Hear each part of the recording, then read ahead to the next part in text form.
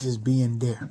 A lot of things are blocked and obstructed when you remain in God's presence, because that's the place that it keeps you homed and tapped in to the will of God, to the height, the depth, expectations of God in his presence. And when we find ourselves washed away or out of the presence of God, that's when we become subject to other things. And those things tends to have its way, because where's the constraint? Where's the standard? Where's the boundaries? Where's the lines? Because think about it, in his presence. And the fact when we're in something, to be in it means that there's an outer. So what separates the inner from the outer? Boundaries, constraints, lines. So we remain in his presence.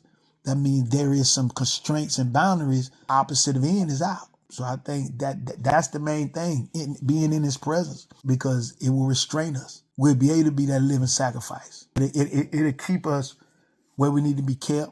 It'll hold us where we need to be held, and it'll sustain us where we need to be sustained. So then no matter what's happening, no matter what's going on, no matter what's transpiring, a lot of things are dealt with from a greater perspective concerning God.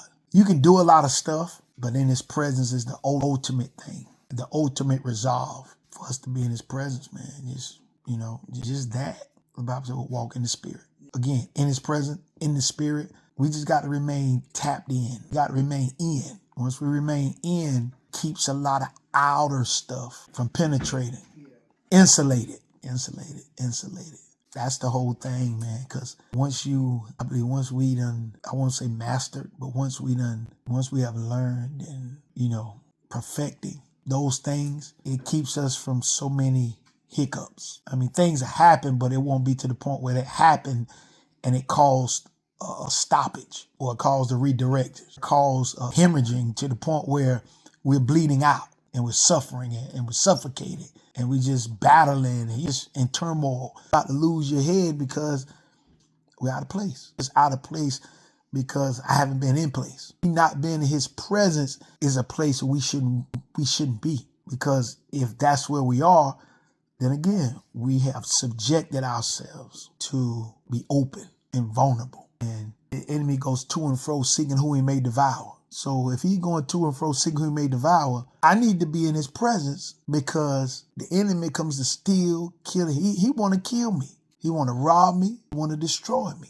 So knowing this is happening, you want to be in a safe place. And in the place that's safer than any other place I can think of is in the presence of the Lord. So that's why I say in his presence is so meaningful and needful, to where it's something how it becomes important when we find ourselves in the worst case scenario.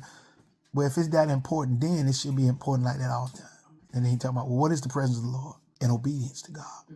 That's being in his presence. Praying to God, obedience, studying, reading, anything that facilitates God in the midst is presence. Psalms and spiritual songs and hymns and meditation in God. When I think of the goodness of Jesus and all that, I'm just thinking about God, worshiping, all of that.